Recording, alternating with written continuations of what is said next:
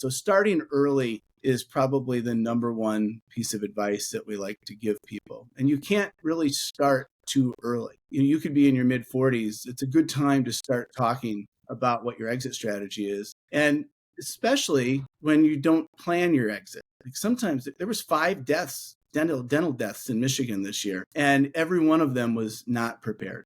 Every one of them had somebody in their family that was dealing with the project. They had no knowledge of what to do or who to call or, the steps to take. They weren't ready. And so earlier is always better. Yeah, it's interesting. I mean, it sounds like the way someone would estate plan. And I never thought of it this way. So you're saying that dentists can preemptively lay out a path or a plan, if you will, that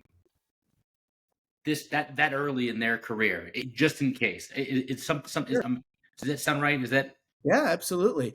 We the most valuable resource that we have at DDS Match is called the Practice Optimizer Experience. And it's basically a 7-step process where we have these hard costs. We'll actually go and hire the same third party to value their practice. We'll hire somebody to value their real estate.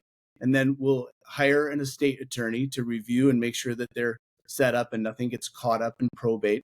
And then we have a relationship with Dental Intelligence where we'll go through and find the gaps in their practice. And we'll go through the whole P&L analysis and offer up opportunities there. And then we bunch it all together in a nice document, printed in on a thumb drive. And it's basically one of these things that one gives you peace of mind to know that you've got a plan to exit. But it's also one of these things like, break glass in case of emergency, and your spouse knows. You just tell them, hey, something happens to me, open this book, and we're ready to go.